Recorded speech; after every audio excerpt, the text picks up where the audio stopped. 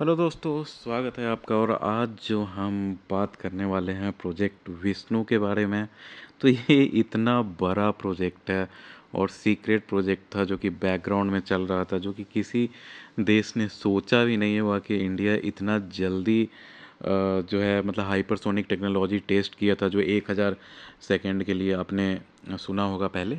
तो उसके बाद सोचो टेस्ट किया और इतना जल्दी मिसाइल टेस्टिंग भी हो गया। तो ये प्रोजेक्ट विष्णु क्या है, इसके बारे में पूरा इन डेप्थ एनालिसिस करेंगे, तो हमारे साथ बने रहिए। तो चलिए शुरू करते हैं। तो ये देखो, इंडिया बोल्ड लेप into hypersonic missile technology. Hypersonic missile technology आपने जो है जैसे सुना होगा कि बहुत कम देशों ने अब तक जो है अच्छे से मतलब डेवलप कर पाया है। जैसे यूएस भी है, उसका भी 240 सेकेंड्स के आसपास ही है जो जैसे मतलब इंजन टेस्ट कर पाया था। तो ये बहुत ही सेलेक्टेड कंट्रीज़ के पास है। इसलिए मैं कह रहा हूँ कि भाई साहब, आग लगने वाली, जो कहते हैं ना कि आग लगने वाली बात है ये। तो डीआरडीओ के द्वारा जैसे शुरू किया गया था और लॉर्ड विष्णु जो हैं उनके नाम पे रखा गया। सोचिए कितना अच्छा नाम है। कहाँ जैसे हमारे बगल में पाकिस्तान वाले ठहरे, इन्वेडर्स के नाम पे रखते हैं। हम लोग नाम रखते हैं ना, जो लगता है कि वाह, ब्रह्मोस। देखो, ये देखो विष्णु। तो अब फ्लैगशिप जो है इसका extended trajectory long duration hypersonic cruise missile, जो मैंने बताया कि 1000 सेकेंड के लिए जैसे टेस्टिंग हुआ था, तो अब वो जो है टेक्नोलॉजी को हमने ऐड कर दिया है इसमें, इंजन को। और उसके बाद जो है ये लॉन्ग रेंज का है, समझ रहे हो। ये इसका कहते हैं कि 11,000 किलोमीटर पर आवर का स्पीड तक ये अचीव करता है, और वो भी लॉन्ग रेंज तक। मतलब पूरा विश्व जो आप कह रहे हो ना, 12,000 किलोमीटर या जितना भी, मतलब इतना अगर आपका रेंज है ना, तो आप कहीं भी विश्व में एक कंटिनेंट से दूसरे कंटिनेंट पे आप वॉर कर सकते हो। तो और जो है इसका मैक 8 के आसपास स्पीड है। तो इतना स्पीड है कि ये जो कहते हैं ना 3 किलोमीटर पर सेकेंड के स्पीड तक ये जो है उड़ सकता है। 3 किलोमीटर पर सेकेंड, आप सोच रहे हो एक सेकेंड कितना कम होता है। और तो ये कोई मान लो कि डिफेंस सिस्टम भी इसको नहीं पकड़ सकता है। तो यही है जो आपका स्ट्रेटजिक डिटरेंस जो कहते हैं। जैसे आपने पहले सुना होगा कि पहले जो न्यूक्लियर वेपन्स था, तो न्यूक्लियर वेपन्स को मानते थे कि स्ट्रेटजिक डिटरेंस है ना। उसको ऑफेंस के लिए जो है कोई भी जैसे सेंसिबल कंट्री जो कहते हैं, जैसे पाकिस्तान को छोड़ दो, तो वो उसको तो सेंसिबल लिया ही नहीं जाता है। तो कोई भी कंट्री अगर सेंसिबल है तो वो जो है न्यूक्लियर की बात ही नहीं करता है ना। तो फिर लेकिन अब दिक्कत ये है कि न्यूक्लियर अम्ब्रेला में ही देखो, जैसे रशिया के पास भी न्यूक्लियर है, वेस्ट के भी कितने सारे कंट्रीज़ के पास न्यूक्लियर है। लेकिन यहाँ पे हो क्या रहा है कि कोई बोल नहीं रहा है, और कोई नो और जो है कोई न्यूक्लियर यूज भी नहीं कर सकता है। क्योंकि न्यूक्लियर बस रखा जाता है, मानो कि बस सजावट में, डिटरेंस के लिए, कि वो अंतिम है मतलब ऐसा वेपन। लेकिन उसके बाद भी आप देख रहे हो कि रसिया यूक्रेन में कितनी खतरनाक जैसे वॉर हो रही है, मिसाइलें चल रही है। तो इससे एक समझ में आता है कि अब न्यूक्लियर अम्ब्रेला के अंदर जो है सो एक स्ट्रेटजिक डिटरेंस भी स्थापित करना पड़ेगा। तो वो जो है सो हाइपरसोनिक टेक्नोलॉजी से ही आ रही है। और तो इंडिया भी जो है अब लीडरशिप में आ चुका है एक तरह से मानो तो। रशिया, चाइना और यूएसए, यही तीनों कंट्रीज़ के पास हाइपरसोनिक टेक्नोलॉजी बोली जाती है। और वो भी इतना टेस्टेड नहीं है। मतलब समझ रहे हो कि जैसे इंडिया का 1000 सेकेंड्स तक का टेस्ट हुआ था, तो वैसा वहाँ पे उतना ज़्यादा रेंज तक टेस्टेड भी नहीं है। तो it's like we are on the top. अब देखो, ये है इसका कोड नेम था ETLD-HCM। इसका ओवरव्यू देखिए। तो स्पीड जो है सो Mach 8, 3 times faster than BrahMos. कुछ ब्रह्मोस जो है 10, 15, 20 ब्रह्मोस जो है, ये जाके पाकिस्तान का क्या हालत कर दिए। और वो सोचो, जो उसका जो स्पीड है वो 2.5 मैक के आसपास बोला जाता है। और ये सोचो मैक 8 है और 3 टाइम्स फास्टर देन ब्रह्मोस। तो ये किस लेवल की मिसाइल है। रेंज जो है सो 1500 किलोमीटर है। डीप स्ट्राइक कैपेबिलिटी है इसमें। पेलोड जो है सो 1000 से 2000 kg आप सोच रहे हो तो ये न्यूक्लियर वॉरहेड्स भी ले जाने में सक्षम है। लो एल्टीट्यूड में उड़ता है। लो एल्टीट्यूड में जो है तो उड़ने से क्या फ़ायदा है कि आपको रडार्स जो है डिटेक्ट नहीं कर सकते हैं। और जो है evasive flight path to those defences. देखो कोई भी, जैसे अभी यूएस का ही है, तो यूएस जो एक अभी बात चल रही थी कि वो आयरन डोम जैसा जो जैसे यूएस के लिए क्रिएट करना चाहता है, बहुत जैसे $100 बिलियन से भी ज़्यादा का जो है जो प्रोजेक्ट है, तो उसमें क्या वो लोग जो कहना चाह रहे हैं कि सैटेलाइट जो है ना, जैसे उड़ रही है तो उसी टाइप का सैटेलाइट जैसा ही जो है ये लोग जो है मिसाइल्स और हो सकता है न्यूक्लियर वेपन्स भी स्पेस में स्थापित करेंगे, कि अगर मान लो कि कोई जैसे जो है मतलब कंटिनेंटल बैलिस्टिक मिसाइल उड़ के जाता है, तो ये जो देखिए जब टॉप पे जाता है तो इसका स्पीड सबसे कम हो जाता है। उसके बाद जो है ग्रेविटी के जो है साथ वो जो है नीचे जो है आना शुरू करता है और उसका स्पीड बहुत ज़्यादा हो जाता है। तो अब तक जो जैसे टेक्नोलॉजी कहते हैं जो जैसे मल्टीपल जो जैसे उसमें से वॉरहेड्स निकलता है और फिर वो अलग अलग डायरेक्शंस में जाते हैं, तो उस इससे भी अगर ख़तरनाक ये टेक्नोलॉजी हो जाए तो ये भी आखिरकार सैटेलाइट से तो मतलब अटैक किया ही जा सकता है ना, जब इसका स्पीड जो है कम होगा। लेकिन आप सोचो कि अगर क्रूज मिसाइल है कोई, तो क्रूज मिसाइल जो है सो ज़मीन से ज़्यादा ऊपर नहीं उड़ती है, तो वो जो है रडार के भी जो है ना पकड़ में नहीं आ पाती है।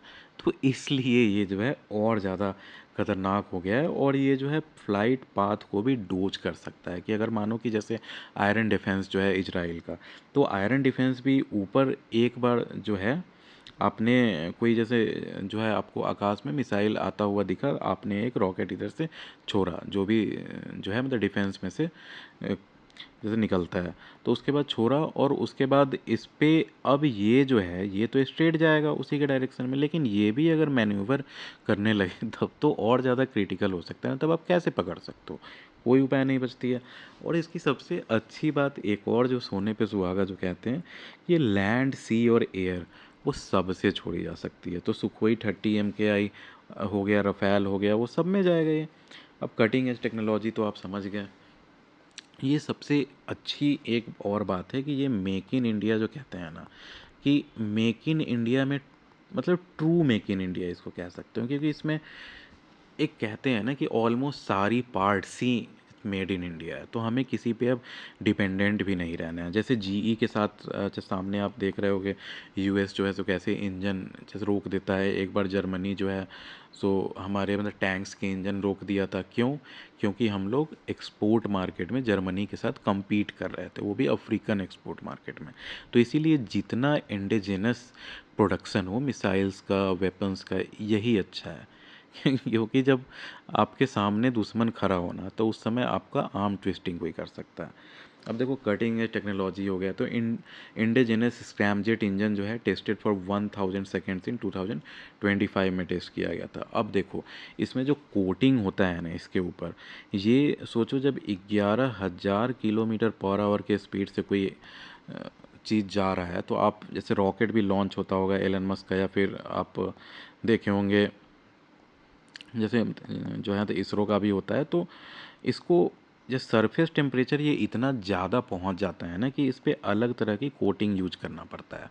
तो अब इसमें जो है ना, ये सोचो इतना ज़्यादा स्पीड से उड़ रहा है, तो उसके लिए हीट रेजिस्टेंट मटेरियल भी ऐसा बनाया गया है जो 2000 डिग्री सेल्सियस, ये बहुत ज़्यादा है, तब तक ये विथ स्टैंड कर सकता है। अब देखो मेक इन इंडिया से क्या फ़ायदा है। जैसे ये आपका हीट रेजिस्टेंट मटेरियल एक हमारी जैसे कंपनी हुई, प्राइवेट सेक्टर हुई, या फिर जैसे गवर्नमेंट सेक्टर की डीआरडीओ की भी कितनी सारी सिस्टर इंस्टीट्यूशंस हैं, तो ये हमने अगर कोटिंग बनाया, तो इस कोटिंग को अब हम जितने मिसाइल्स बनाएंगे, फिर जैसे एक तरह से फ्यूचर के बहुत जैसे हाई स्पीड प्लेन्स बनाते हो या फिर दूसरे जगह है, तो ये सब एलओआई वगैरह को दूसरे भी सेक्टर्स में यूज किया जा सकता है। और वही आप अगर दूसरे कंट्री से ख़रीदते हो तो वो कभी नहीं अलाउ करते हैं। जैसे मैं एक एग्जांपल दूंगा, इंजन जो बनता है जो जैसे जनरल इलेक्ट्रिक का जो है मतलब इंजन के लिए हम लोग इतना दिन से वेट कर रहे हैं, यूएसए का कभी एक भेज देता है, कभी दो भेज देता है, तो इसके जो ब्लेड्स होते हैं ना, ये ब्लेड्स स्पेसिफिक एलओआई से बने होते हैं। वो एलओआई जो है ना, वो ईजिली नहीं है बनाना। और वो जो दिक्कत ये है कि इसका जो टेक्नोलॉजी हुआ वो कोई कंट्री नहीं देना चाहता है। जैसे ऐसे जो मतलब कहते हैं ना कि हम लोग जैसे 80% टेक्नोलॉजी ट्रांसफ़र करेंगे, जैसे 70% टेक्नोलॉजी ट्रांसफ़र करेंगे, तो ये सब जो कुछ कुछ बेसिक टेक्नोलॉजीज़ है वो कोई देश नहीं देना चाहता है एक दूसरे को। तो इसलिए भी मेक इन इंडिया इतना नेसेसरी हो जाता है। अब देखो, oxidation resistant coating for extreme conditions, ये तो आप समझ गए। Advance guidance for mid flight course correction, सोचो मिड फ्लाइट में है और उस समय जैसे कोर्स करेक्शन करे, जैसे आपने ब्रह्मोस को उड़ते देखा होगा, पहले ऐसे निकलता है, फिर इधर से गैस टाइप निकलता है जैसे प्रोपल्सन, और उसके बाद इधर मुड़ जाता है। तो ये आप मिड फ्लाइट भी अगर कर रहे हैं उतना स्पीड के समय, सोच रहे हो उसमें 1 डिग्री एंगल भी आपका उस समय 1 डिग्री क्या 0.1 डिग्री जो है ना एंगल भी आपका इधर उधर होता है ना, तो वो पूरा उतने स्पीड में कहाँ से कहाँ जब पहुँच जाएगा। तो इसलिए एडवांस जो है गाइडेंस का इसमें बहुत ज़्यादा ज़रूरत पड़ता है। तो ये सब टेक्नोलॉजी जो है आप जैसे जैसे डेवलप करते हो तो वैसे वैसे जो है और ज़्यादा इसके ऊपर बिल्डअप करते जाते हो। ये सब अच्छी बात है। अब देखो, outperforms US X50 as 240 seconds scramjet engine, जैसा मैंने कहा था ये हमारा टॉप ऑफ द क्लास बना है। अब देखो, डेवलपमेंटल माइलस्टोन देखते हैं। 2020 में वैलिडेट किया गया था स्क्रैमजेट और हाइपरसोनिक टेक को। फिर 2022 से 24 के बीच में long range antiship missile trial succeed किया गया। फिर 2025 में जो है इसका नियरेस्ट टेस्टिंग। अब इसमें इसमें भी फंडिंग डिले हुआ था, सोच सकते हो आप। Target operational deployment by 2027 to 2030, दिखते दिखते बीत जाएगा टाइम, ज़्यादा दूर नहीं है। अब ये देखो, क्लासिफाइड प्रोजेक्ट था, ये सब समझ गए। अब देखो इसका स्ट्रैटेजिक इम्पैक्ट क्या होता है, सबसे बड़ी बात यही है। देखो, जैसे मैं एक एग्जांपल दूंगा इसकी स्ट्रैटेजिक इम्पैक्ट कितना इम्पोर्टेंट हो जाता है। यूएस जो है ना, एक कहते हैं कि USA is dollar and dollar is USA, है ना। तो इसका मीनिंग क्या हुआ कि जिस दिन डॉलर ख़त्म हो गया ना उस दिन यूएसए ख़त्म हो जाएगा। मैं इसको दूसरे सेंस में समझाऊंगा कि ऑलमोस्ट 75% और 70%, मैं एग्जैक्ट वैल्यू नहीं बता रहा हूँ, लेकिन उतना जो डॉलर्स है ना वो सर्कुलेशन में है अदर कंट्रीज के ट्रेड में, सोचो। तो ये, और जहाँ कोई डॉलर डोमिनेंस को चैलेंज करना चाहता है, जैसे ब्रिक्स का आपने सुना हुआ कि जब ब्रिक्स करेंसी ये लॉन्च करना चाहते हैं, या जैसे इंडिया ने तो कह दिया कि हम जैसे लॉन्च नहीं करेंगे, लेकिन आप जैसे जो है हम समझ सकते हैं कि एक डॉलर डोमिनेंस को जो है कितना जो है यूएसए प्रायोरिटी पे लेता है कि वो किसी हद तक जा सकता है, किसी भी हद तक। तो ये किस मतलब कैसे किसी हद तक जा सकता है, क्योंकि यूएसए की जो है ना मिलिट्री, उसका कोई चैलेंजर नहीं है पूरे विश्व में। वो लगभग मान लो कि जैसे 15-20 साल आगे चल रहा है, बहुत वेपन्स तो है, उन्होंने दिखाया नहीं है। इसमें यूएसए की भी कोई मतलब ऐसा नहीं है कि सो उसने खुद अचीव किया है। वर्ल्ड वार जो 2 हुआ था उसके बाद सारे जर्मन इंजीनियर्स थे वो यूएसए आ गए थे, और उनके जितने पेटेंट से लेके जितने रिसर्च थे यूएसए ने हथियाया था। और उसके बदौलत जो है ना वो, जैसे आप कभी अच्छे से पढ़ोगे तो नासा वगैरह का आप जैसे जो है हिस्ट्री पढ़ना, उसमें जर्मन इंजीनियर्स जो है वो मेन रोल जो कहते हैं ना, लाइक स्थापित ही करना, इस टाइप से मतलब इतना बड़ा रोल था। तो अब देखो मिलिट्री कितना जो है इम्पैक्ट करती है। अगर अगर चाइना को भी एक टाइम में अगर जैसे एक तो पेट्रो डॉलर है, वैसे ही जैसे पेट्रो युआन लाना है, या फिर चाइना को भी अपना ग्लोबल करेंसी बनाना है, तो उसको मिलिट्री जो है उतना स्ट्रॉन्ग करना पड़ेगा, है ना। क्योंकि ईरान का देख लो, उतना उसके पास ऑयल है, जैसे वेनेजुएला का देख लो, उतना ऑयल है, लेकिन जो है मतलब क्या औकात रह जाती है। जैसे एक तो बड़े देशों के सामने ठीक है आप लड़ ले रहे हो, लेकिन सैंक्शन तो इवेड नहीं कर पा रहे हो ना, कोई देश आपके साथ जो है मतलब ट्रेड तो नहीं करना चाहता है ना, रिस्क नहीं लेना चाहता है ना। इसको कहते हैं स्ट्रैटेजिक इम्पैक्ट। जैसे इंडियन ओशियन में जो है इंडिया क्रिएट करना चाहता है। जैसे आप ये देखोगे कि कोई भी जो है मतलब घटना होती है कहीं जब किसी पे भी शिप पे आग लग गया, तो जो है इंडियन नेवी सबसे पहले दौड़ती है और बचाती है प्राउडली। तो ये सब जो है आप स्ट्रैटेजिक इम्पैक्ट में आता है कि अब जो है आप किसी से अगर डील कर रहे हो ना, तो डील जो है ना सो बराबरी वालों से तो होती है, लेकिन आप एक लेवल पे होने चाहिए, तभी डील जो है सो आपके फेवर में होगा या फिर आपका सुना जाएगा, नहीं तो आप पे थोपा जाएगा। जैसे पाकिस्तान का देख लो, आईएमएफ जो है डायरेक्टली इनडायरेक्टली कंट्रोल करती है, उनका बजट बनाती है, तो वो स्ट्रैटेजिक इम्पैक्ट कहते हैं। और देखो स्ट्रैटेजिक इम्पैक्ट में हो गया enhance deterrence against China and Pakistan obviously, counters enemy air defences with speed and manoeuvrability. ये देखो कितनी बड़ी बात है कि अब देखो एयर डिफेंसेज जो है दूसरे जो है मतलब देशों का या फिर अपना, एयर डिफेंस आपका तभी ये कर सकता है ना, जो एक मिसाइल कहीं से आ रही है तो आप उससे तेज़ भेज जो है मिसाइल से अटैक करोगे। जैसे मान लो कि कोई मिसाइल आ रही है मैक 4 की, तो आपके पास कम से कम मैक 10 इस रेंज का आपके पास मिसाइल है, तभी तो इससे तेज़ आप उड़ के उसे अटैक कर पाओगे। तो यहाँ पे हमारा जो एयर डिफेंस सिस्टम्स है वो भी अब इस टेक्नोलॉजी के कारण, टेस्टेड टेक्नोलॉजी के कारण और ज़्यादा अच्छा होगा। Strengthens India's Indo Pacific security role, वही जो है जो इंडियन ओशियन है उसका हमें बादशाह बनना है मानो तो इंडिया को। Joins elite hypersonic club boosting global influence focus on conventional payloads nuclear capability अनकम। अब देखो सिविलियन एप्लीकेशन, जैसे मैंने एक एग्जांपल दिया था कि उसका जैसे कोटिंग बना, तो उसका कितना ज़्यादा एप्लीकेशंस हो सकता है। वैसे ही देखो एक आपने देखा होगा कि एक स्पिन करके जो है सैटेलाइट जो है जैसे छोड़ा जा रहा है यूएस में, एक जैसे यूएस की प्राइवेट कंपनी है वो ऐसा ट्राई कर रही है कि बहुत ज़्यादा स्पीड पे घुमाया जाता है और एकाएक इसे स्पेस की तरफ धक्का दे दिया जाता है। तो आपके पास जो ज़्यादा अगर स्पीड से आप रॉकेट उड़ा सकते हो तो आप उतना ही अच्छे से ग्रेविटी के अगेंस्ट जा सकते हो, समझ रहे हो ना आप। तो वही है, अगर ज़्यादा स्पीड का है तो आप हो सकता है कि सैटेलाइट्स भी इसमें जो है जब 2000 kg कोई वेट लेके अगर जा सकता है तो फिर सैटेलाइट को आराम से लेके जा सकता है कम से कम लो अर्थ ऑर्बिट में।